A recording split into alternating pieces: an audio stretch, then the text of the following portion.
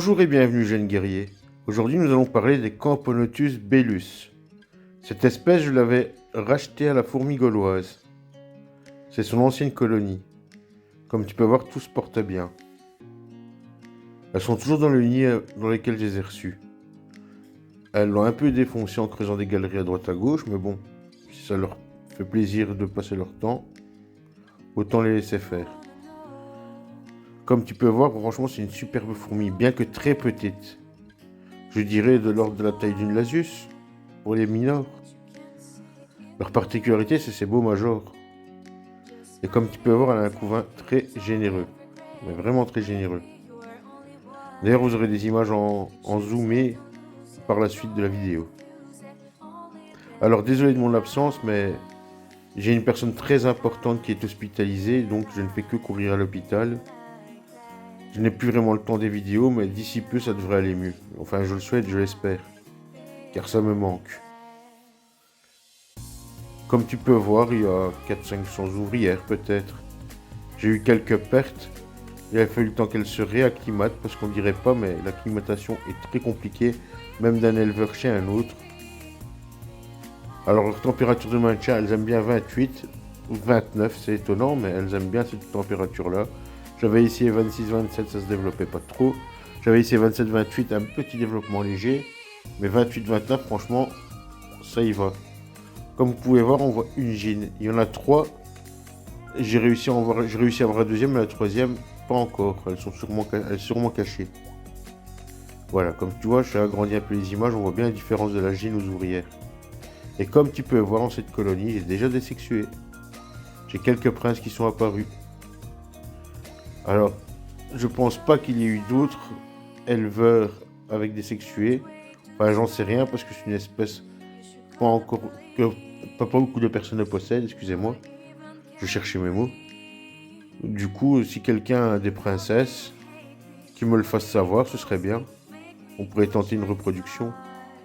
Comme tu peux voir, ça essaye toujours de se carapater. Toujours. Obligé de remettre de l'anti-évasion chaque semaine. Et comme tu peux voir, ce sont des bonnes mangeuses. Hein. Elles aiment bien les protéines et les liquides sucrés. Vraiment. Voilà, là je te montre un peu comment est-ce qu'elles sont toujours à essayer de s'enfuir. Heureusement que je mets de la paraffine. D'ailleurs, j'en ai une sur la main pendant que je filmais. Et comme tu peux voir, j'aurais mis un abreuvoir de 17 ml de chez la fourmi gauloise. Et franchement, il fonctionne super bien. Il ne fonctionnerait pas, les fourmis auraient été aspirées ou alors elles ne seraient pas bois. J'espère que vous vous rendez compte de la taille de la fourmi, c'est vraiment tout petit. Et si, comme tu peux voir, il y a pas mal de grappes d'œufs, ça promet. Ça promet vraiment. Alors, est-ce qu'il y aura encore des sexués? Ben, je l'espère. Est-ce qu'un jour j'aurai des princesses? Je l'espère aussi. C'est toujours impressionnant à voir. Même si ça consomme beaucoup de protéines et de liquides sucrés pour rien. De ressources, voilà le bon terme que je voulais vous dire. Et comme tu peux voir, les majors, ils sont franchement mastoc. Et leur couleur aussi. D'ailleurs, j'ai pu remarquer 2 variations de majors. Ceux avec les points noirs et ceux avec des lignes. Étonnamment. Regardez la trophée de la reine, comment les antennes s'agitent super vite. C'est leur code à elles pour se reconnaître. Comme tu peux voir, les gines sont un peu plus foncées. C'est étonnant d'ailleurs. Regardez, je vous le disais, voilà. Là, on voit bien la différence de 2 majors. Un ligné et un tacheté. Alors, est-ce que ça vient de 2 pontes différentes ou est-ce que c'est comme ça dans la nature? Je ne saurais pas vous dire. Il n'y a pas assez d'informations sur l'espèce. Bien qu'elle commence à arriver de plus en plus sur le marché.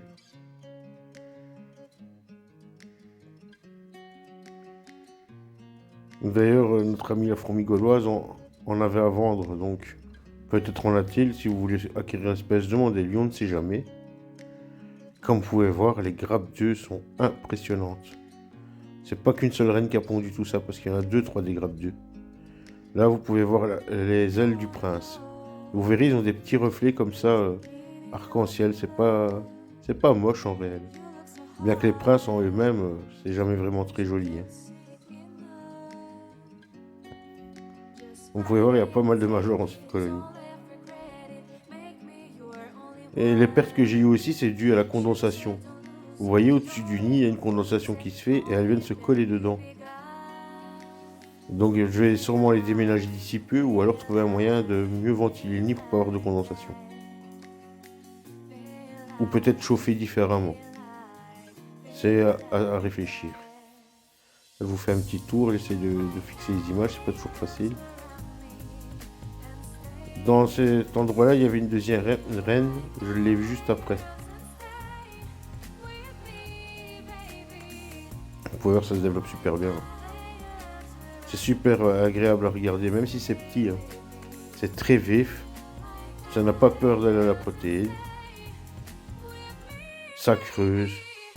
J'ai dû retirer le substrat parce qu'elle me faisait des collages de substrat sur les vitres. Après, pour elle se carapater, elle est beaucoup plus facile. Hein. Là, il y a peut-être bien une reine, mais j'en suis pas sûr. En tout cas, j'en ai vu deux sur les trois.